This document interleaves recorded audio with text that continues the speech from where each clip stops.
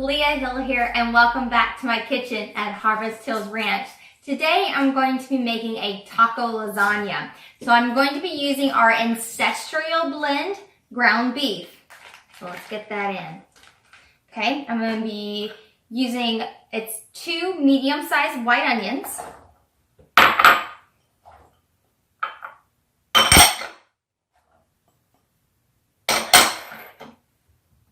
2 sliced in 4s. So I slice it in half and then slice it again and then chop, chop, chop. So that gives me about, not quite a full cup of yellow squash. Okay, so I took 2 medium-sized carrots and sliced them up very thinly. I have 4 sweet lipstick peppers, orange and yellow, and just because the package didn't have red in it. All right, I did add just a pinch of olive oil, just enough to coat the vegetables and get the meat cooking. Now remember, our beef cooks faster, so lower and slower is the key. I'll be right back. All right guys, so my onions are browned and smelling amazing with our Ancestral blend ground beef.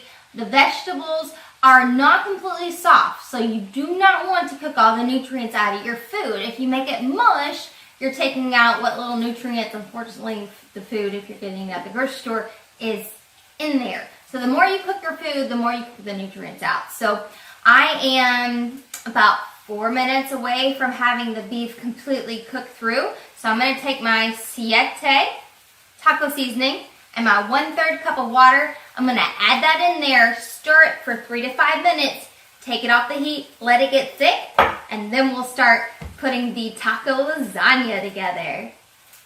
One thing I did forget to mention is make sure you do not drain the meat. Our meat does not have a lot of that drippy, nasty, fat goo that cooks out of conventional farming meat. If you want to find out what that goo is, I'm not going to tell you during a cooking show, but you can Google that on your own on the side. But anywho guys, I am going to keep stirring. I got 1 more minute, and then we'll start stacking the lasagna layers. Alright guys, the meat is browned and I did add my Fiesta taco seasoning with a 1/3 cup of water, and I cooked per the directions on the back, which it's 2 to 3 minutes, but I cooked it to 5. So since I had fresh from the garden yellow squash, and it's been monsooning for like 4 weeks now, my squash had a lot of extra liquid in it, so I actually did have to drain it. It wasn't because of the beef itself, it was because of the yellow squash. So if you're getting stuff fresh from the farmer's market or you have your own garden, just beware that those vegetables do retain more water, and you would have to at that point actually drain the meat. I normally don't like to do that because you're losing a little bit of that flavor from the meat profile and that healthy fat from grass-finished beef. So on this one I did have to do that. But what I'm going to do is I coated my pan with a little olive oil with my little paintbrush. So I got all the way at the top and at the bottom. So just barely where you see the olive oil, but it's not like totally coating the bottom. So I have my Fiesta tortillas. This one is cassava, and it is the burrito size. So this is the one I'm going to be using. I normally do make my own tortillas, but since I needed a bigger one, I don't have that giant burrito size press, so I went for Fiesta. Alright, so we're going to take 1, layer it in, 2, layer it in. Okay, so we're just setting them flat and letting them overlap. So I'm just going to take a little bit of olive oil and put it on the corners of the tortillas. So in my convection oven, even though I do have it on convection and it's supposed to cook completely evenly, I just don't want the tips to burn, because then you're just adding carcinogens to your food and you're kind of defeating the purpose. So I just put a very thin layer across the middle and a little bit thicker layer on the outside. So we're going to take our meat vegetable mixture and we're going to stick it in the center and just spread it out. Okay, so we're doing a very thin layer just on top. Okay, I'm going to come back with a little bit of my organic salsa. I'm just going to spread a thin layer on top. Now, since Dr. Hill doesn't like spice, this is mild, but I am Cajun, so if I was cooking this for myself, by myself, I'd be using the extra hot fun stuff. But we're gonna go nice and mild. I am gonna add just a little bit of mashed avocado, just randomly, and just gonna kind of mix that in. And I'll show you what this looks like in just a second. It's good. I'm gonna take my goat cheese, and we're just going to shred it in there. Just a little even there. Good stuff. All right. We're gonna take our tortillas and we're just gonna keep layering it up. So I'm gonna get the next layer going and I'll be right back.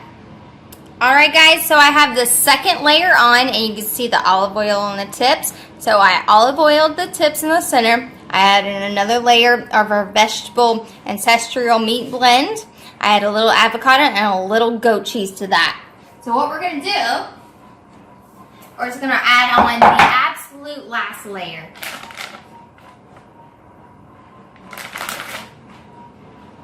This.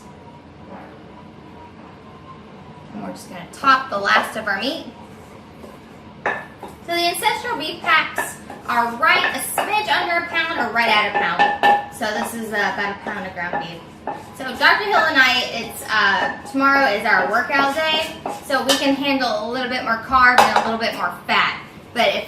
So that's why this meal I'm okay with a little bit of extra fat in this, because we are going to be burning it out and we're setting our bodies up for success for tomorrow. Alright, so I am just going to use the last bit of my ingredients. I'll come back in just a second, olive oil the side, just get everything just wonderful.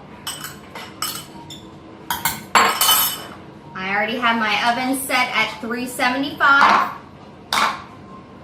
And then as soon as I get done with this, olive oil the corners, make sure everything looks good. Anything that's exposed to straight heat has a little bit of olive oil on it, or avocado oil. I wouldn't use any other oil on this particular one just because of the smoke point, because we are cooking it at 375. So you want to make sure you always check the smoke point of your oils as you are cooking. Alright, it looks scrumptious. Oh my gosh, it looks so good. I'm actually going to come back in just a second, do the corners. I'm going to put a lid on it for 10 minutes and take the lid off for the remainder of the cooking time. So just check it. You want to make sure you check it at about, once you come back and take the lid off, check it again in about 5 to 8 minutes. You just want to make sure you're not burning your tortillas, okay? Everything's already cooked, so really all you're doing is letting everything cook together, heat up, all the flavors, kind of let them combine and mix for that yummy cut that's going to be coming soon. So my oven is, the light's off, so it's ready to go. So I'm going to olive oil this really quick and get it in the oven, and I'll show you what it looks like when it's done. Alright guys, there it is, fresh out of the oven.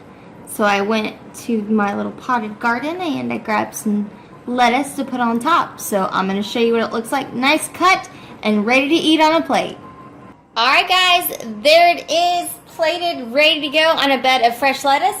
Me, myself personally, I will be adding some more salsa to the top of it because I love my salsa. But for Dr. Hill, it's ready to go for him.